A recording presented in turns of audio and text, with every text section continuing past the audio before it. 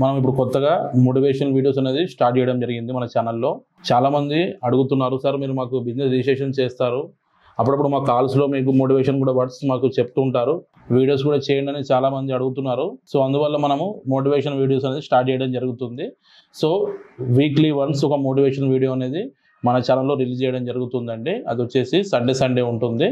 So అందరూ encouragement చేస్తారని ఆశిస్తూ ఈ వీడియోని కొనసాగిస్తున్నాం. Startup business guidance, brand name suggestions, registration guidance, marketing tips, business development ideas కోసం మా లైసెన్స్ శాస్త్ర కంపెనీ ఎండి నాగేంద్రబాబు గారిని సంప్రదించి పూర్తి వివరాలు తెలుసుకోండి. మనం బిజినెస్ కు వేసే తొలి అడుగే మన బిజినెస్ గ్రోత్ అవ్వడానికి ఉపయోగపడుతుంది. So all the best. Thank you. Welcome to BLA business channel. ఈరోజు మన వీడియోలో ఫరం రిజిస్ట్రేషన్ అంటే ఏంటిది, సో దీంట్లో రకాలు, సో మనం బిజినెస్ కొత్తగా స్టార్ట్ చేసేటప్పుడు ఏ ప్రిమిసెస్లో మనం బిజినెస్ అనేది స్టార్ట్ చేసుకోవాలి, ప్రొపర్షిప్లో బిజినెస్ మనం స్టార్ట్ చేసుకుంటే సేఫ్ సైడ్లో ఉంటామా, లేదా పార్ట్నర్షిప్లో రిజిస్ట్రేషన్ చేసుకుంటే సేఫ్ సైడ్లో ఉంటామా, లేకపోతే ప్రైవేట్ లిమిటెడ్ రిజిస్ట్రేషన్ అనేది మనం స్టార్ట్ చేస్తే దాంట్లో సేఫ్ సైడ్ ఉంటామా, దీనికి సంబంధించిన డాక్యుమెంటేషన్ ప్రాసెస్ పూర్తి వివరాలు మనం ఈరోజు వీడియోలో తెలుసుకుందాం.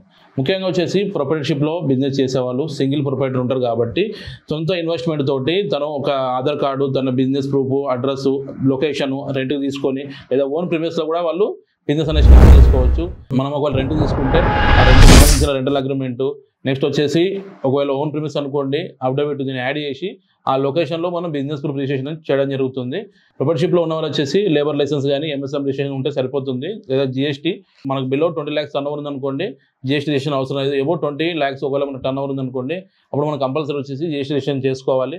ఇన్ కేసు మనకు ట్రాన్స్పోర్ట్ వెహికల్ ద్వారా మన ప్రొడక్ట్స్ మనం సేల్ చేద్దాం అనుకుంటున్నాం వేరే స్టేట్కి, వేరే డిస్ట్రిక్ట్ అనుకోండి, అప్పుడు కంపల్సరీ మనం జిఎస్టీ రిజిస్ట్రేషన్ చేసుకోవాలి. ముఖ్యంగా వచ్చేసి మనం ఒక బిజినెస్ ప్రెమిసెస్ మనం రిజిస్ట్రేషన్ చేసుకోవాలనుకుంటే దానికి ప్లాట్ నెంబర్, హౌస్ నెంబర్ ఇవన్నీ కంపల్సరీ ఉండాలి.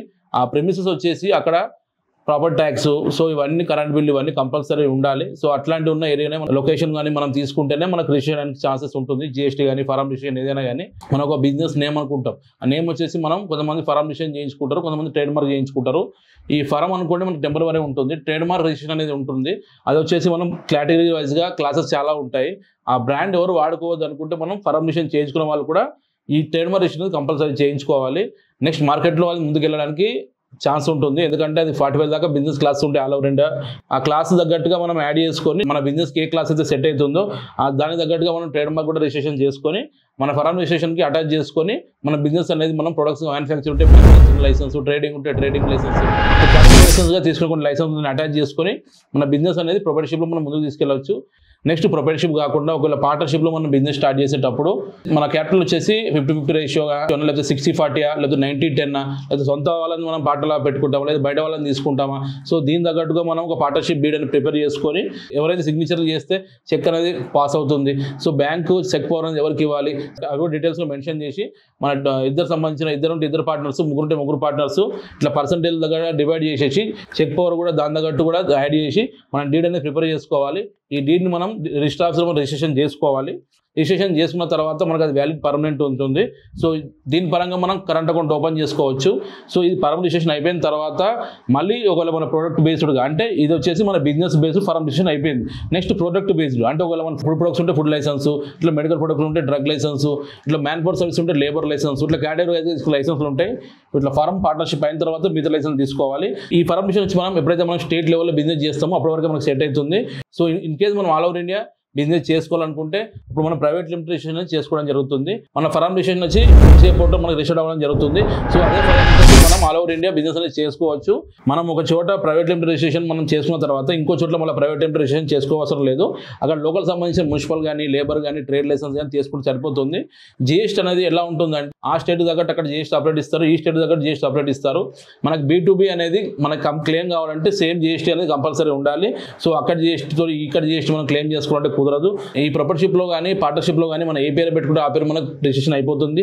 మన ప్రైవేట్ లిమిటెడ్ రిజిస్ట్రేషన్ చేసుకున్నప్పుడు ముందుగా నేమ్ అప్లికేషన్ చేయడం జరుగుతుందండి. ఆ నేమ్ వచ్చేసి సిమిలర్ కానీ, మ్యాచింగ్ కానీ ఎవరికి సిమిలర్గా ఉండకూడదు, ఎందుకంటే ఇది all over India private limited registration అండి. అదే ఏదైతే ఆ నేమ్ సిమిలర్గా కానీ రిజిస్ట్రేషన్ వచ్చిందనుకో నేమ్ మనకు అలౌట్ కాదు.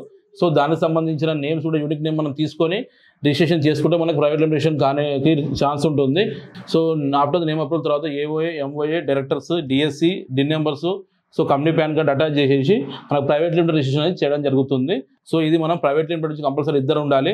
ఓపీసీలో అయితేనేమో 1% సరిపోతుంది. నార్మల్ ప్రైవేట్ లిమిటెడ్ రిజిస్ట్రేషన్ వచ్చేసి ఇద్దరు కంపల్సరీ ఉండాలి. ప్రైవేట్ లిమిటెడ్తో పాటు ఓపీసీ అని వచ్చింది అనుకోండి, అంటే 1% కంపెనీ అనమాట. ప్రైవేట్ లిమిటెడ్ అని వచ్చింది అనుకోండి కంపెనీ పేరు తర్వాత, అది ఇద్దరు కానీ ముగ్గురు వ్యక్తులతో ఫామ్ అయిన ప్రైవేట్ లిమిటెడ్ కంపెనీ.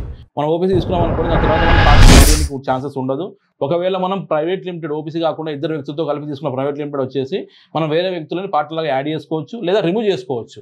ఈ పార్ట్నర్షిప్ రిజిస్ట్రేషన్లో కానీ ఈ ప్రైవేట్ లిమిటెడ్ రిజిస్ట్రేషన్లో కానీ ఎప్పుడైనా పార్ట్నర్ రిమూవ్ అయిన అనుకోండి, దాన్ని మనం అమెండ్మెంట్ చేసుకోవచ్చు. పార్ట్నర్స్ మొత్తం మెంబర్స్ తీసేసి మళ్ళీ వేరే మెంబర్స్ యాడ్ చేసుకోవచ్చు. నెక్స్ట్ వచ్చి అడ్రస్ కూడా మనం చేంజ్ చేసుకోవచ్చు.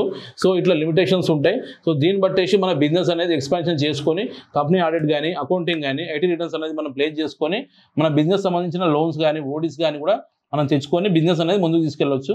తర్వాత దీంతో పాటు మనం తీసుకునే కేటగిరీ లైసెన్స్ సపరేట్గా ఉంటాయి.